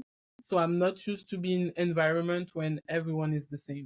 And when I say the same, it's not just it's not just about we say color, gender, etc., but also your background, family background, your interests, the way you live, the way of living, many stuff like that.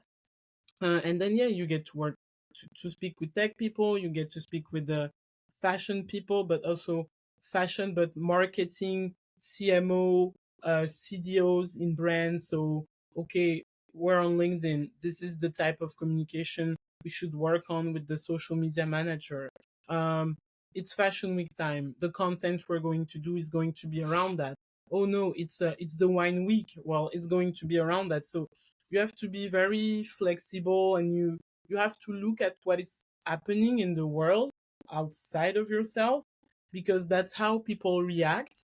And also maybe last thing that is very specific in my industry, I think, um it's so tech that you need to be very,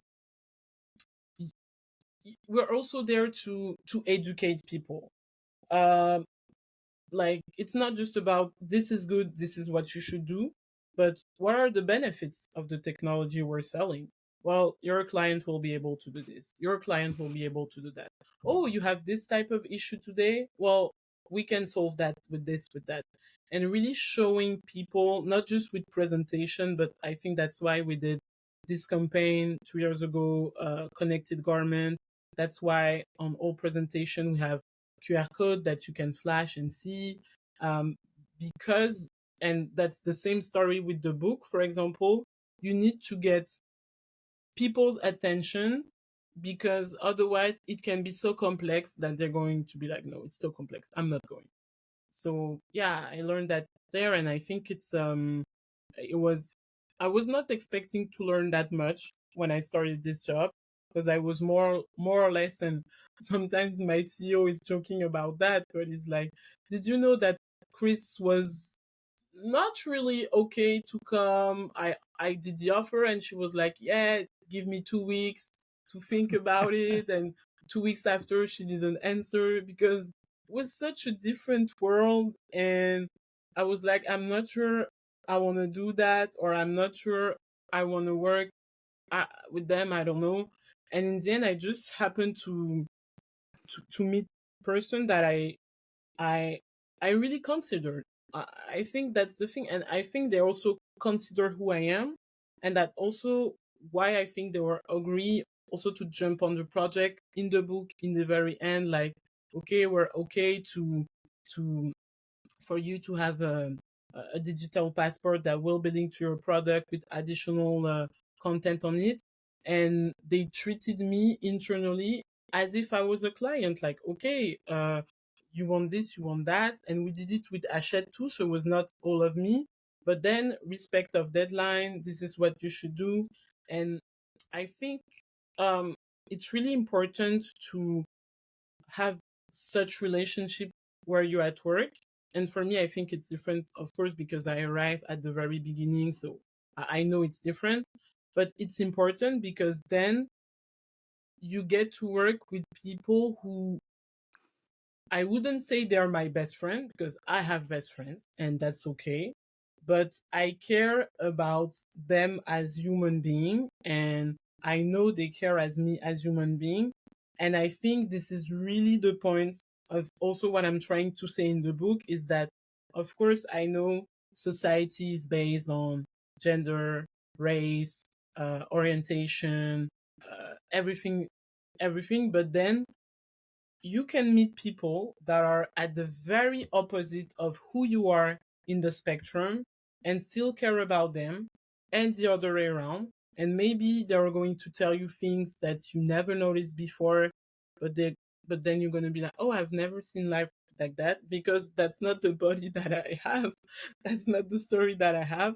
But same the other way around. And it's funny because at work they've been very, very impressed by this project of the book. They were like, whoa, you're writing a book, and now, whoa, you have a press coverage with that. And they're like, it's funny because you work as us, like you also gave 100% investment engagement in your work, but still you were able to pursue your passion. And I told them that's because I cannot not do both.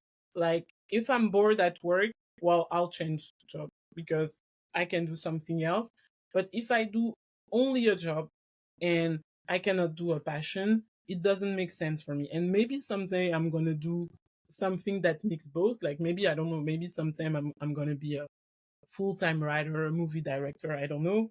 But I know that at this point of my life, I like to have both balance, because I like not to be 100% of my life in the book and be like, okay, this is the thing. Because as I was saying before, it's so much about vulnerability that sometimes you cannot be too vulnerable every day. Like, I just need to focus on this meeting, do my Excel, do what is being asked, and I'll do something else. I love it. It's a great way to kind of wrap up this conversation, and I want to be mindful of your time. Is there anything that we didn't cover that you would like to add, or to say to people who want to work in this industry and I still figure out how to do it? Maybe I'm figuring out, because I think that I was really lucky for two things. I knew at a very young age what I wanted to do. And I have a lot of friends who told me, that's so funny that now you work in fashion, because when you were 12, that's already what you were saying.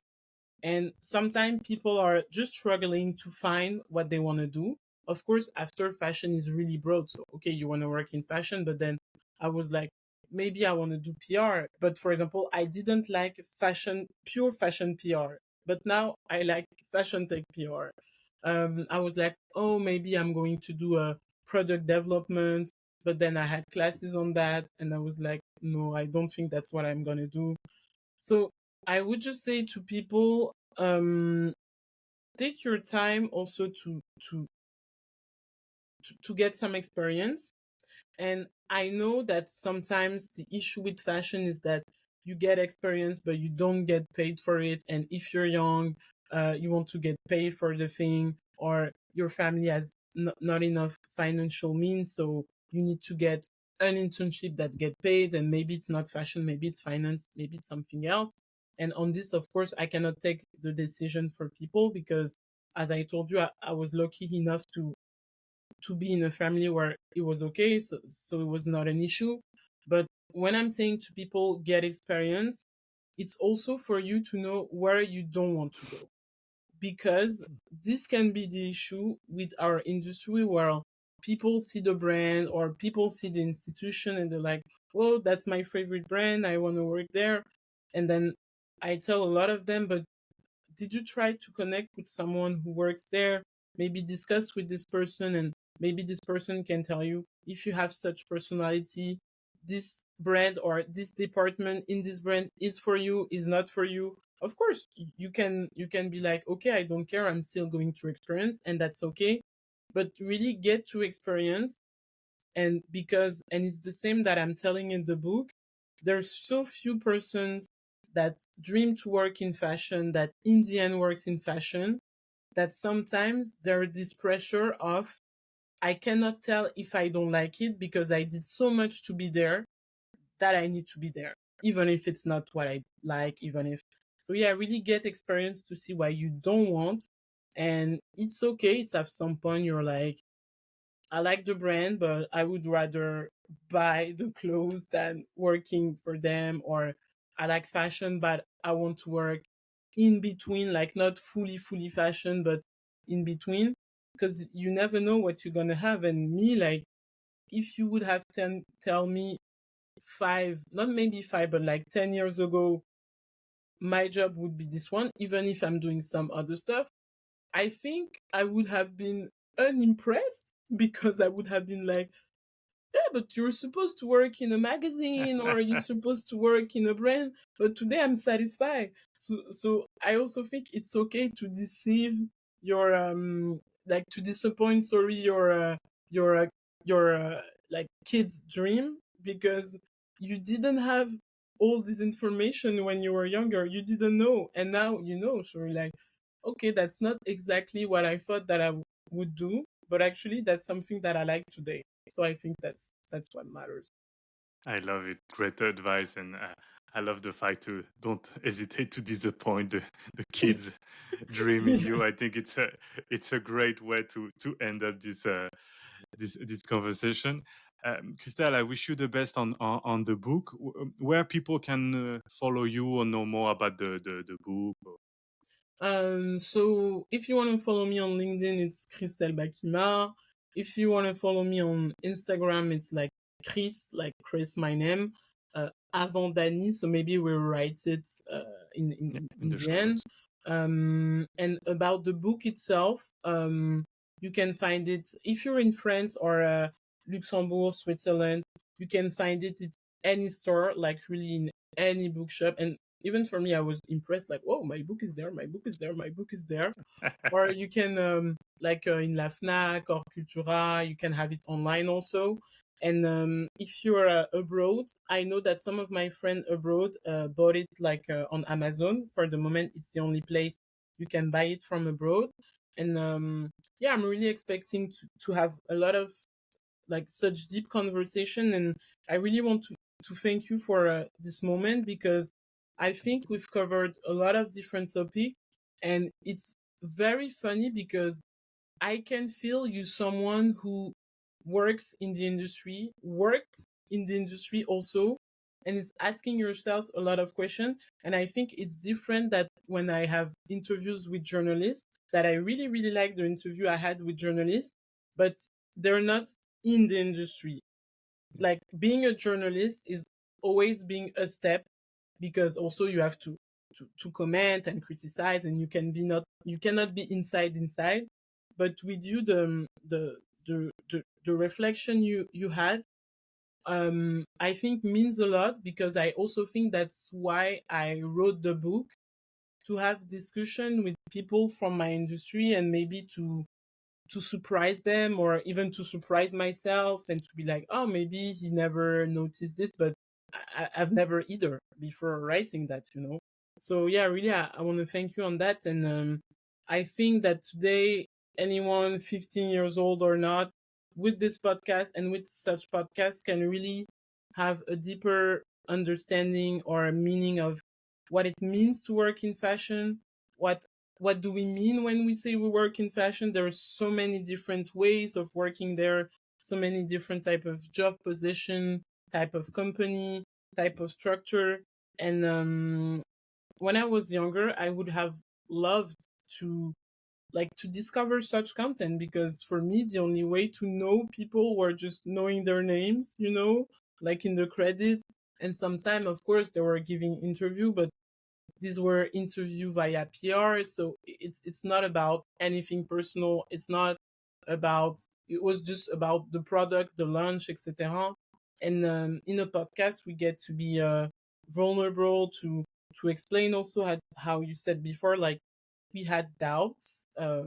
I didn't went from the beginning to the end like full. Okay, this is what I'm gonna do, or even if it could feel like that, I didn't know sometimes. And I think writing this book was a very big surprise, because even if I was writing before, I would have never think. You tell me, oh, okay, in 10 years you work in fashion, okay, but in 10 years you work in fashion and you writing and you're publishing a book on fashion, this never. Like, I would have been like, no, man, no way, impossible.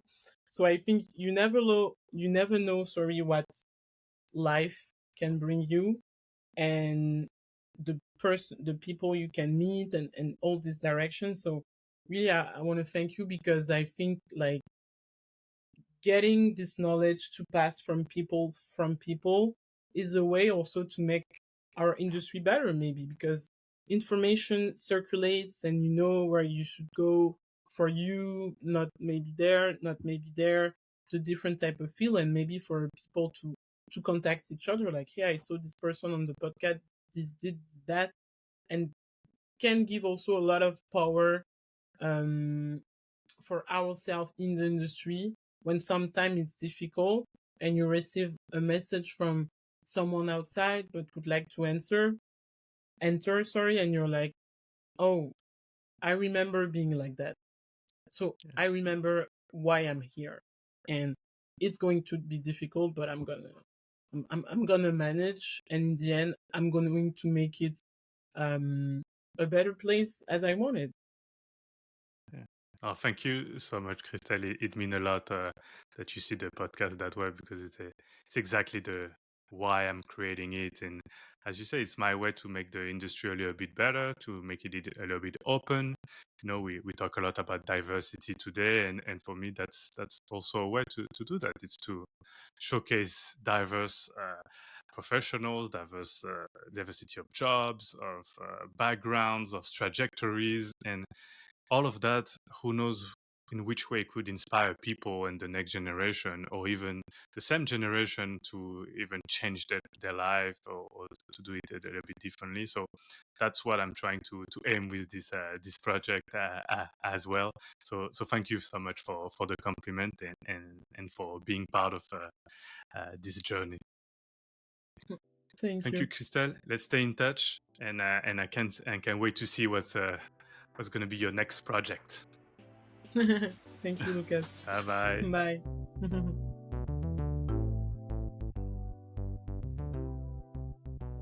I feel really privileged to have been able to chat with Christelle and discover more about her way of seeing the world. Fashion is at the crossroad of so many topics, and sometimes we need to take a step back and reflect. With this conversation, I have relearned that lesson.